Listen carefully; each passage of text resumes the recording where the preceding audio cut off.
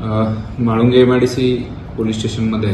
एक तक्रार प्रशांत एलवंडे म्हणून आहे, त्यांनी तक्रार दिली की शशांक अगवणे आणि लता अगवणे जे आहेत त्यांच्या नावावरती एक JCB मशीन होतं, ते त्यांचा व्यवहार ठरला घेण्याचा.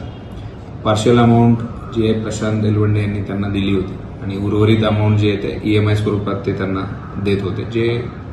शशांक अगवणे आहेत ते बँकेला भरत होते, पण तक्रारदार आहेत त्यांच्याकडनं पैसे घेतल्यानंतर ते बँकेला त्यांनी दिले नाही आणि बँकेने तो JCB जप्त केला होता. त्या संदर्भातली त्यांनी आता